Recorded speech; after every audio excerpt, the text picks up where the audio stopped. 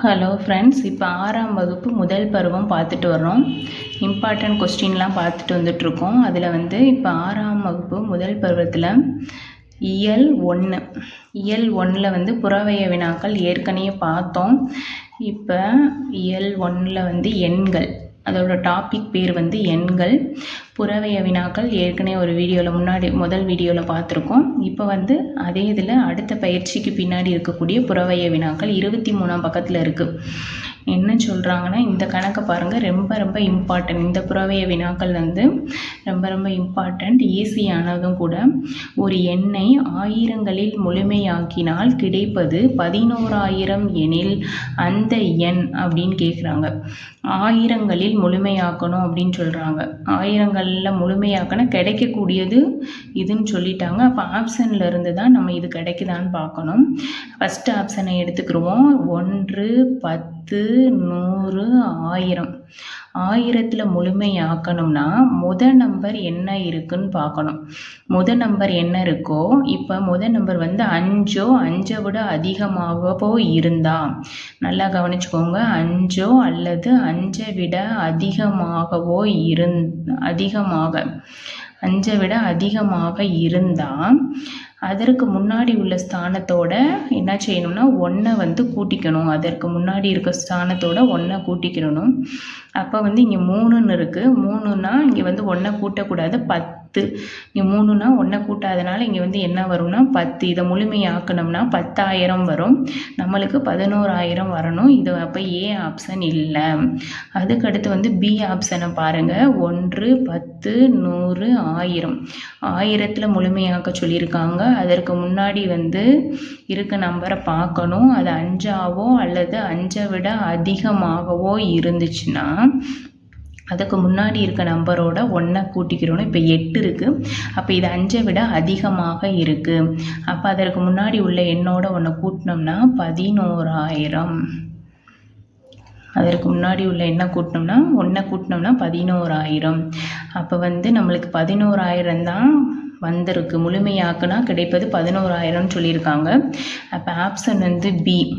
இப்போ அடுத்த ஆப்ஷனையும் செக் பண்ணி பார்க்கலாம். இப்போ இது 1, 10, 100, 1000 இதை முழுமையாக்க சொல்லியிருக்காங்க. முழுமையாக்கணும்னா அதுக்கு முன்னாடி 5ஓ 5ஐ விட அதிகமாகவோ இருந்துச்சுன்னா முன்னாடி 1 கூட்டிக்கிறோம். 7 இருக்குது. அப்போ 5ஐ விட அதிகமாக தான் இருக்குது. அப்போ 12,000 மாறிடும். அப்போ இது வராது. இங்கே பார்க்கும்போது 1, 10, 100, 1000 இதை முழுமையாக்க சொல்லியிருக்காங்க. முன்னாடி 5ஐ விட அதிகமாகவோ 5ஆகவோ இருந்துச்சுன்னா 1 கூட்டணும். இங்கே 0 தான் இருக்குது. அதனால் இதுவும் 10,000. அப்போ ஆன்சர் என்னதுன்னா ஆன்சர் பி ஆப்ஷன். ஈஸியான சம், நல்லா கவனிங்க. 2ஆம் சம் 76,812 அருகில் உள்ள 100களின் உத்தேச மதிப்பு. ஃபஸ்ட்டு 1000 சொல்லி பார்த்தோம். அப்போ 100களின் 2வது கணக்கு 100னா அப்போ 100வது ஸ்தானத்தை நம்ம பார்க்கணும். 1, 10, 100. அதுக்கு முன்னாடி 100 ஸ்தானத்துக்கு முன்னாடி இருக்கிற எண் 1ஐ விட அதிகம், 5ஓ 5ஐ விட அதிகமாக இருந்தால் அதற்கு முன்னாடி உள்ள நம்பரை என்ன செய்யணும்னா 1 கூட்டிக்கிறணும். 100களின் உத்தேசனால 100வதுக்கு முன்னாடி உள்ள 100வதுக்கு பக்கத்தில் உள்ள எண்ணை பார்க்கணும். அது 5ஓ 5ஐ விட அதிகமாக இருந்தால் இதில் 1 கூட்டிக்கிறணும். அப்போ இங்கே 1ன்னு இருக்கனால 5ஐ விட கம்மியாக இருக்குது. அப்போ 76,800 இதுதான் 100களின் உத்தேச மதிப்பு. இந்த எண்ணுக்கு 100களின் உத்தேச மதிப்பு 76,800. C option. அதுக்கடுத்த கணக்கு பாருங்கள். 97,85,764.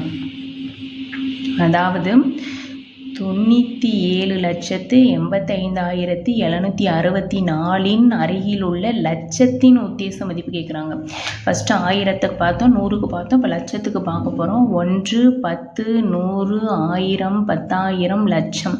லட்சம்னா 7 இருக்குது. அதுக்கு பக்கத்தில் இருக்க எண் வந்து 5ஓ 5ஐ விட அதிகமாகவோ இருந்துச்சுன்னா அதுக்கு முன்னாடி உள்ள எண்ணோட என்ன செய்யணும்னு சொல்லியிருக்கேன், +1.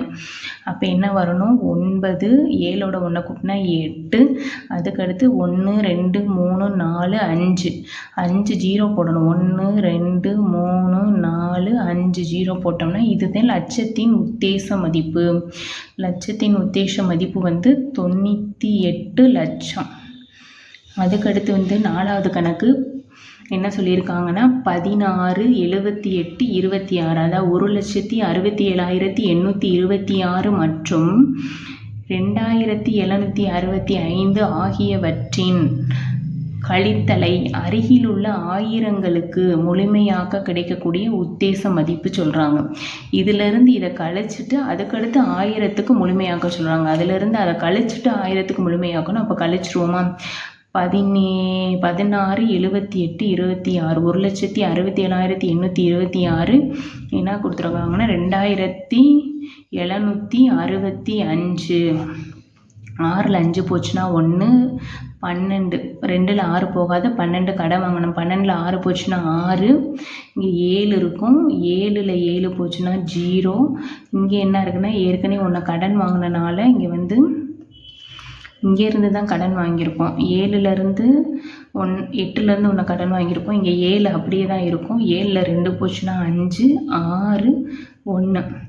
இப்போ இந்த நம்பருக்கு தான் ஆயிரங்களுக்கு முழுமையாக்க சொல்கிறாங்க. அப்போ 1 2 இது 1 10 100 1000.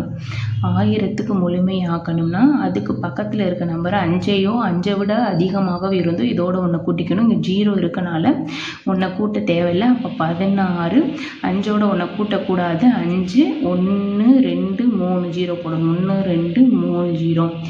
1,65,000 ஆப்ஷனில் எங்கே இருக்குன்னா பி ஆப்ஷன். ஆப்ஷன் வந்து பி ஆப்ஷன். அதுக்கடுத்து வந்து 5வது கணக்கு பாருங்கள்.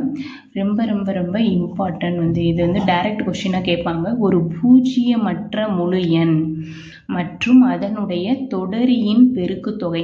ஒரு நம்பர் வந்து பூஜ்ஜியம் மற்ற அப்படின்னா பூஜ்ஜியம் இல்லைன்னு சொல்லிட்டாங்க. அதை விட்டுட்டு எந்த நம்பராக இருந்தாலும் 1 2 3 4 5 6 இப்படி போதில் அப்படி போகிறப்ப எந்த நம்பராக இருந்தாலும் ஒரு நம்பரை எடுத்துக்கிட்டோம்னா அதனுடைய தொடரினா என்னென்னா அதுக்கு பக்கத்தில் இருக்க நம்பர். எந்த நம்பரை எடுத்தாலும் அதனோட தொடரி வந்து பக்கத்தில் இருக்கிற நம்பர். 3க்கு தொடரி வந்து 4, 6க்கு தொடரி வந்து 7. அந்த மாதிரி அதற்கு பக்கத்தில் இருக்க நம்பரோட பெருக்கு தொகை என்னன்னு கேட்குறாங்க. இப்போ எக்ஸாம்பிளுக்கு 2 எடுத்துக்கிட்டோம், 1 எடுத்துக்கிட்டோம்னா 1ஓட தொடரி 2. அப்போ 1 + 2 வந்து 2. இப்போ எக்ஸாம்பிளுக்கு நான் 5 எடுத்துக்கிறேன். 5ஓட தொடரி வந்து 6. 5 × 6 வந்து 30.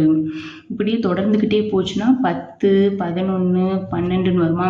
எக்ஸாம்பிளுக்கு 10 எடுத்துக்கிறேன். 10 × 11, 10ஓட தொடரி 11. அப்போ 110. இங்கே வந்து 9 இருக்கும். 9 எக்ஸாம்பிளுக்கு எடுத்துக்கிறேன். 9 × அதோட தொடரி வந்து 10.